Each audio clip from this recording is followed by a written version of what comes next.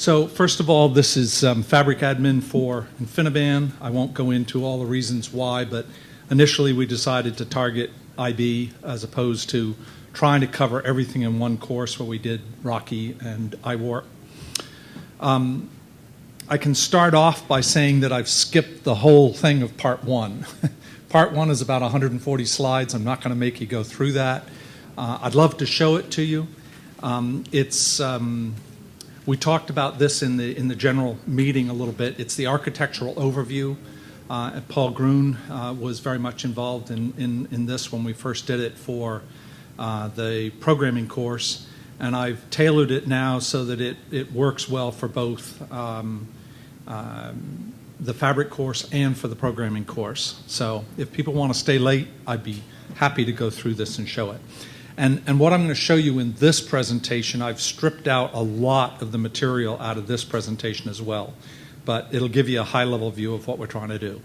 So remember that our target audience here are people that we're hoping are very good network administrators, very familiar with Ethernet, but have no experience with fabrics. I mean, not to say that we hope the material is good enough to educate people that have some experience, but I wouldn't be expecting necessarily to teach Susan a whole lot about Fabric Admin since she's controlling, 10,000 node clusters. So here, this diagram is just supposed to, give an idea to the people what a switch fabric is, how it works, what are the benefits of RDMA. I'm not going to read off all the detail. This will. I think I'm going to make this available later, but stop me if you have. One of the things I guess I should say here is that one of the reasons that I'm presenting this at this class is that we are looking for feedback. This has been delivered once to a client, but we're intending on delivering this on the week of June 3rd. So if you think we're really missing something or things are wrong, I'd love to have your email feedback about things we could do. Any of you that have read the IBTA spec probably recognize that. It's a very old image, but I still think it's kind of a good image, and it kind of goes over some things that don't happen much anymore, like TCAs, although there are TCAs in FPGAs. People are doing it. We're seeing military applications. We're seeing embedded solutions where people are doing specialized hardware. They create a TCA, and all the TCA is, of course, is just an HCA that doesn't necessarily implement all the verbs and is just a limited function CA. So I intend to go over all of the hardware with the people that are attending the class. The primary place that we're going to be doing the teaching, or the home base, I guess I should say, is UNH-IOL.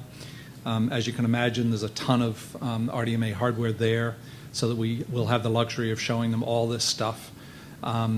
If we have been doing the programming course where we'll go to a vendor site, and I brought our complete test system, which I'll explain a little bit more to you, and it's out back if anybody would like to look at it and comment. Love to have your feedback, but I will be going through explaining what all these different components are. And we will show them things like SRP targets and everything else that we have. But this is, at the very least, the core information that we'll provide them. So the first thing that we're going to do, the hardware that I've put together for this demo, we've done it both so that we have bare metal capability and also using ESXi and VMware. So the idea is that we're going to give each student their own capability to operate in a VM, do whatever they like. If they need to know how to install an OS, that's fine.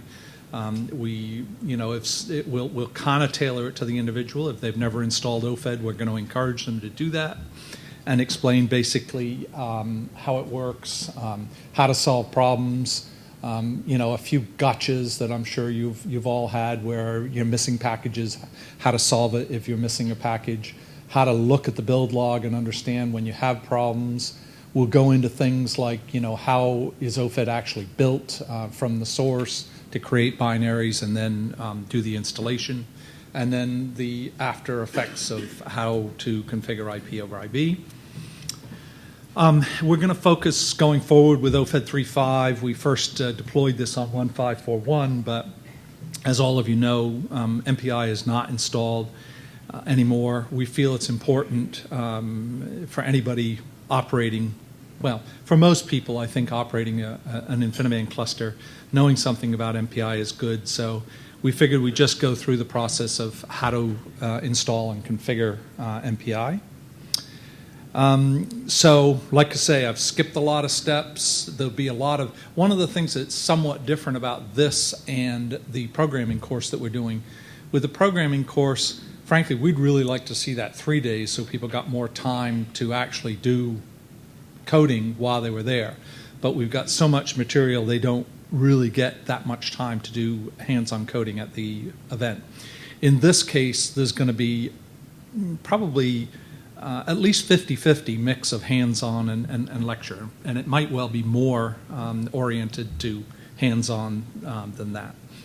So the next thing that I'm going to cover is subnet administration. Basically, again, what is a fabric? How do you bring it up? Why is it different from an Ethernet fabric or network? Come on.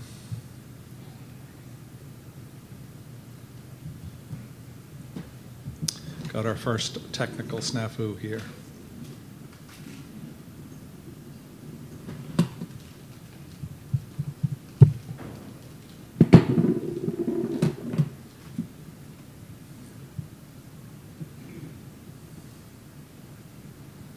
There we go. Okay, so this was the machine that I had just mentioned that we have built just so that we can go on site if people. What we found is, though, a lot of people have hardware, very often for security reasons. They don't want you touching their systems. They don't want you on it at all. So we've just put together a 4-node Supermicro server, a 2U twin squared. And so these are supposed to, this is supposed to represent the chassis of the Supermicro server, and then there's 4 nodes in there. We can mix this up with whatever people want, you know, Intel HCAs, QDR, FDR. I threw some FDR in here just to be able to demonstrate, you know, speed from an FDR card. And then we're going to make sure that we have at least one of each switch, the Intel and the Mellanox switch. And to make it easy for the students, you know, I've listed the management addresses and also on the IP over IB addresses over there. So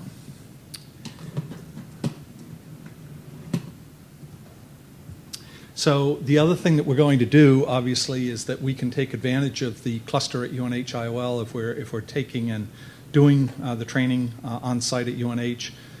We'll just use that cluster. We can configure it any way we want. We'll probably have both systems available just because the cluster currently is all bare metal. It's not done with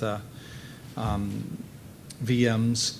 Although, as I've mentioned to you before, their system is all set up on Pixie Boot, so we can let them play on live metal and just blow it all away when we're done anyway. So that will be nice. Then we're going to get into the OpenSM host-based subnet management and explain how it works, the differences, the problems that can occur when you have large network fabrics, the master-slave relationship, partitioning, the OpenSM comp files, routing algorithms, and all that kind of thing we'll go into. And then this is typical of the kind of thing that we're going to. This whole presentation is supposed to be a cheat sheet for people, a working document that they can use to go back and reference as they need.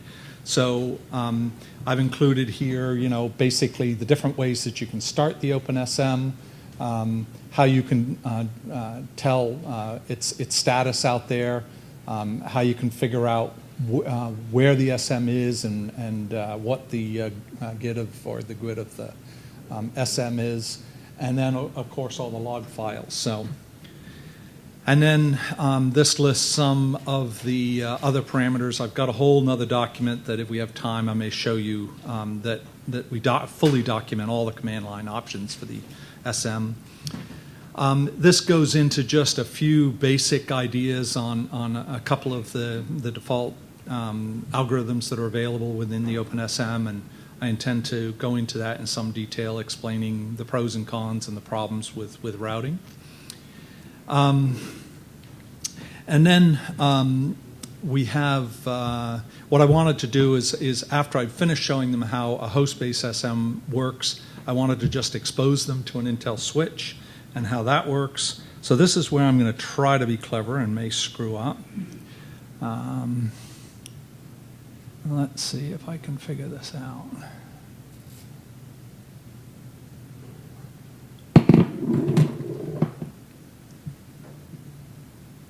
Nope, I didn't do it. Let me try one more time. I think it's this guy. Yeah.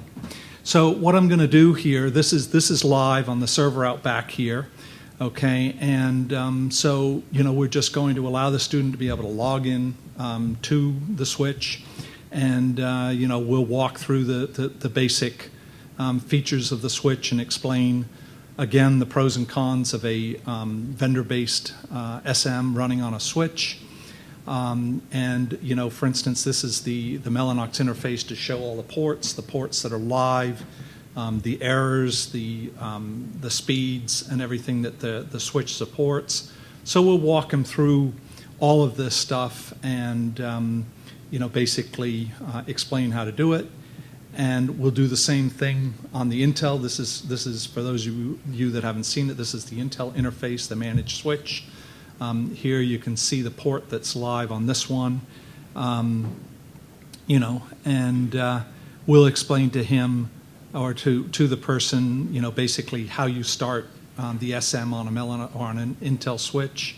And I also intend to go into a little priority explanation. So we'll turn on the SMs on the Mellanox and the Intel and the OpenSM and explain what happens in the master-slave relationship. And so we will, do, for instance, explain the interface to the Intel ports and what they show and the error counters and the speed and the width and all the rest of it. So we'll try to give them some good time on these as well. So try to go back here.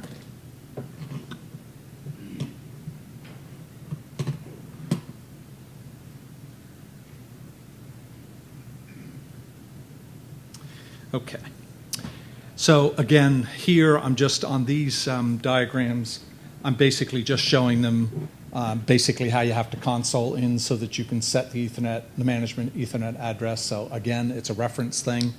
Many admins are going to know all that and not have much trouble with it, but I wanted to have a reference point for them. So the next section is OFED Utilities, getting some experience with this. So I just briefly go into what OpenIBD is, how to start it, stop it, tell if you have problems and what to do. We'll go into the OpenSM daemon and explain about that. And then we'll go into some of the details of where do you get device information if you're not using a utility and you want to know where it is, that you can go in and find these things within the operating system itself.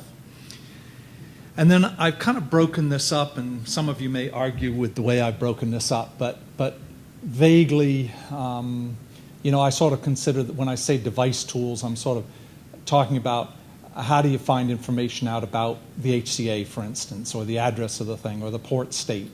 And then the second section, I'm sort of treating this, I call them test utilities.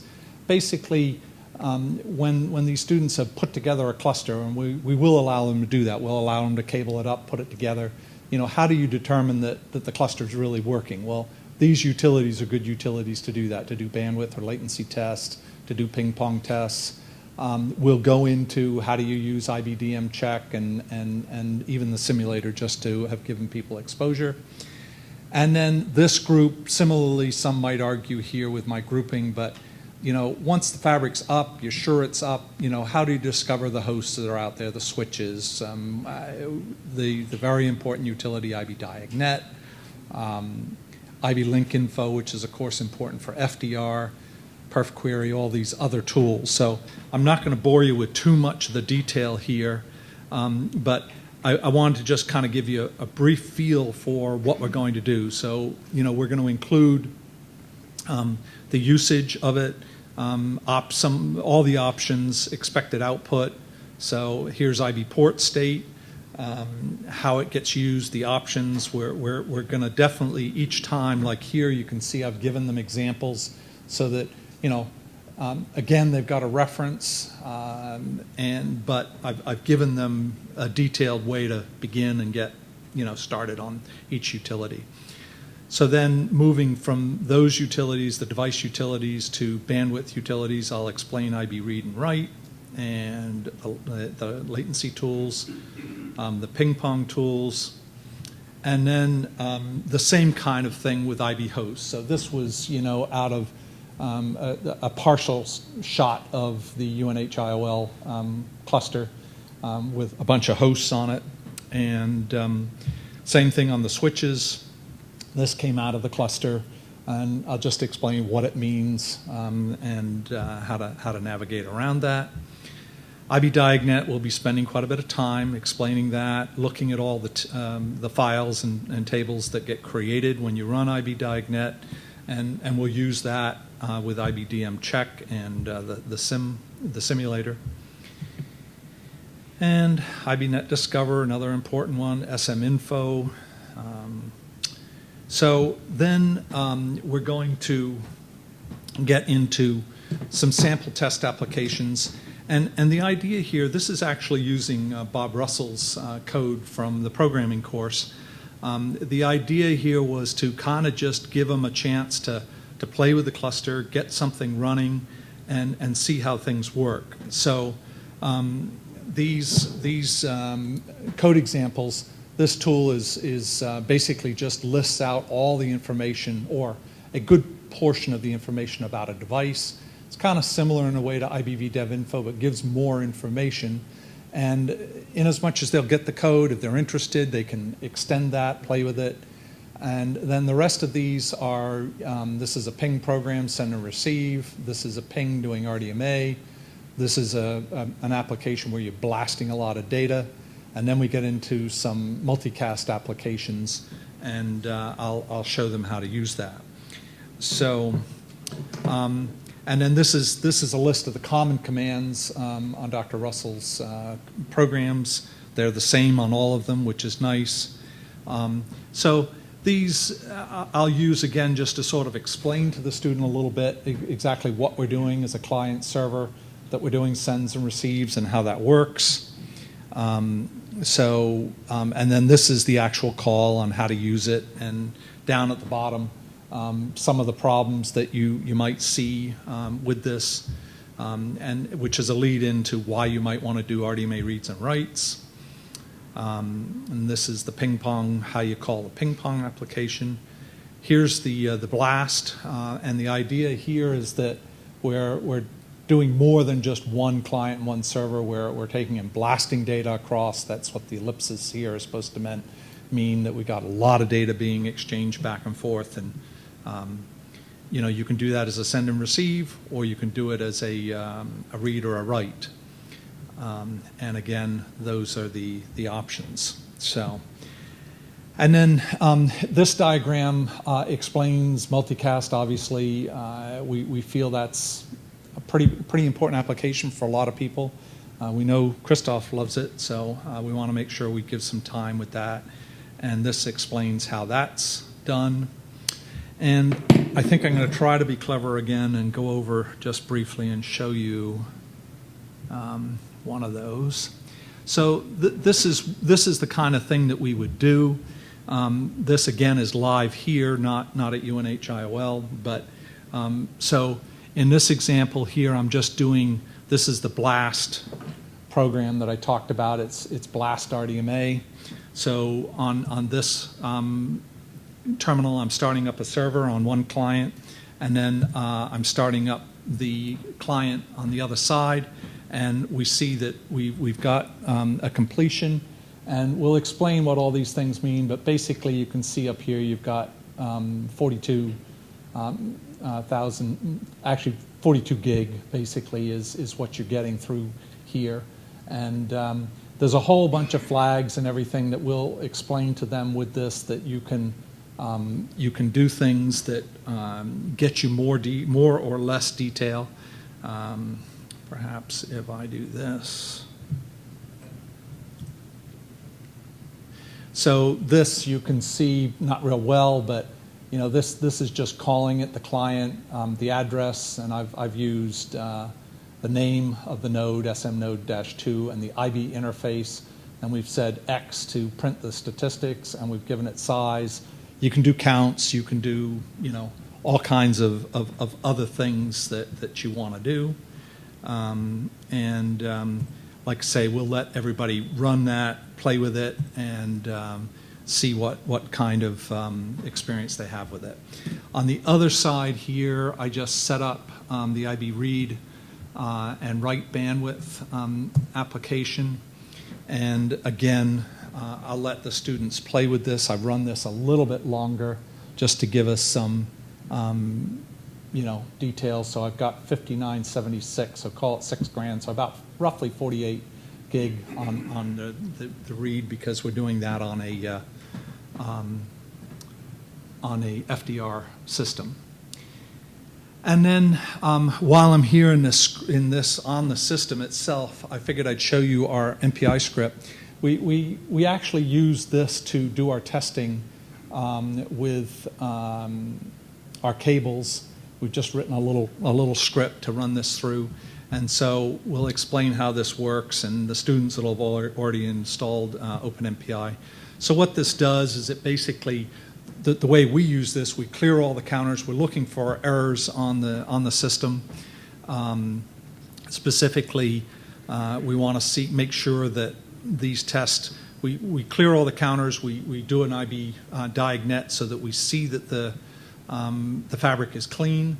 We run our test, and we run through the entire Intel MPI test suite.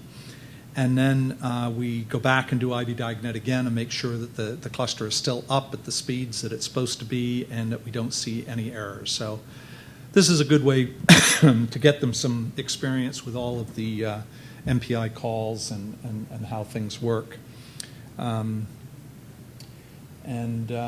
So it generates a whole bunch of reports. I'll let it run for just a minute or two longer, and it'll, this is running on FDR, so it's relatively quick. And then we'll move on.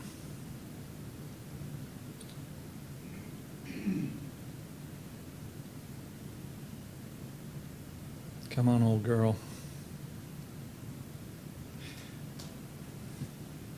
Maybe I won't wait. I'm getting impatient. You probably are too.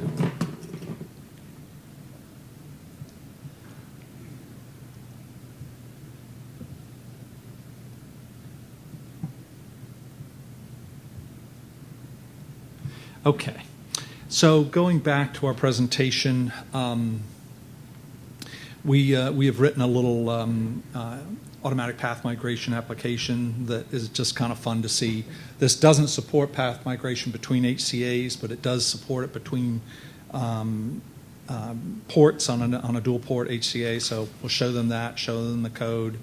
I've just showed you the OpenMPI script that we ran, and those are the usage and output, all of which we'll explain.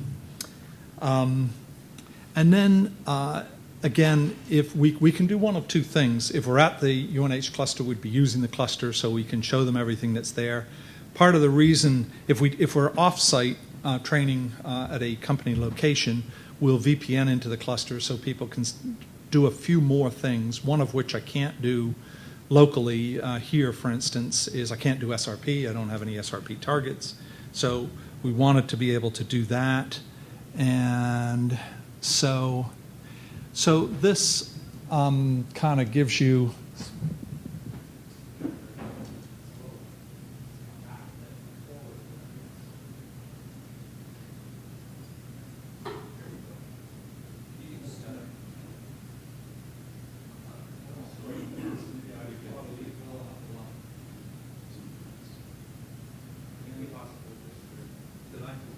let Jim be my helper.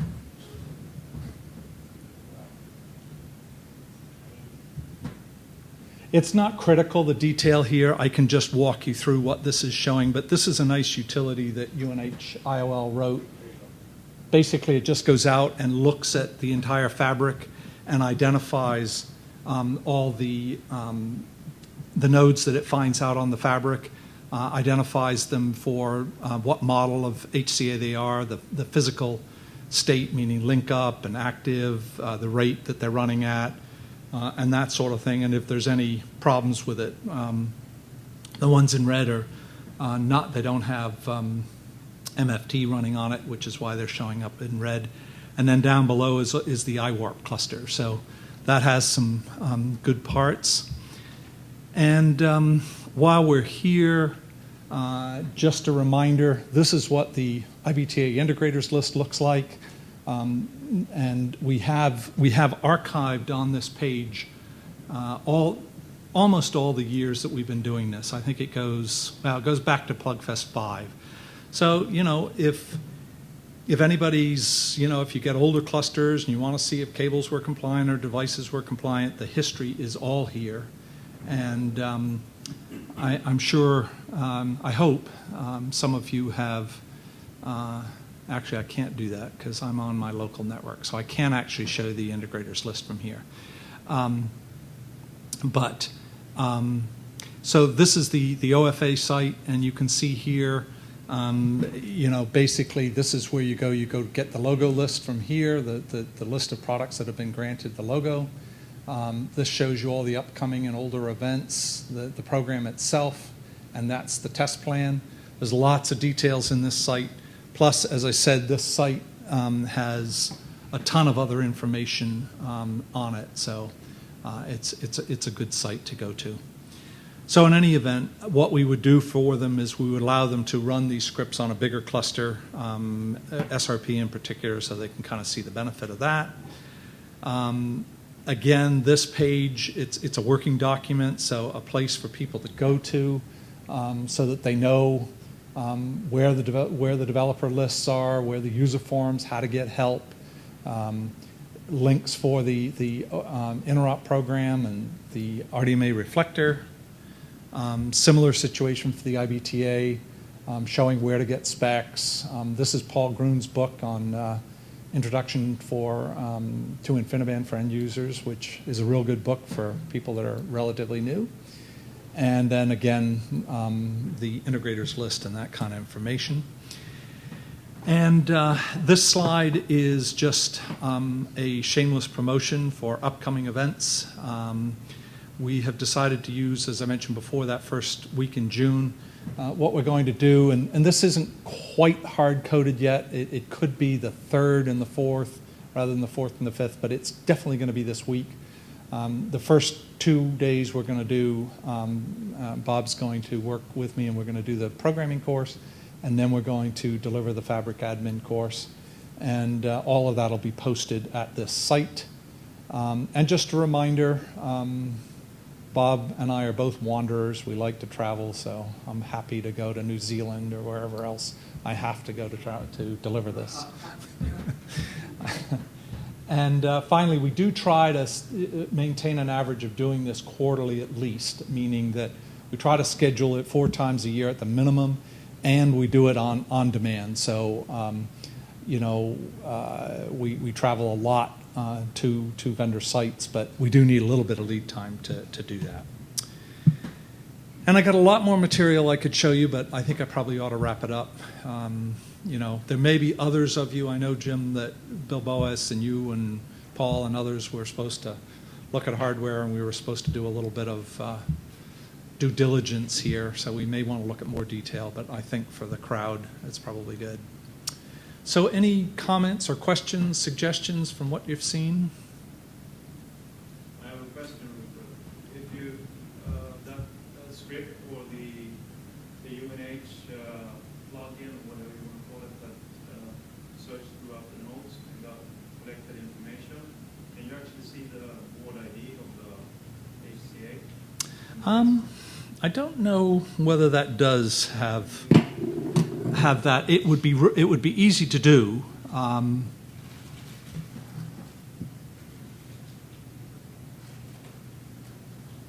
No, I don't see it there. It's more about the state.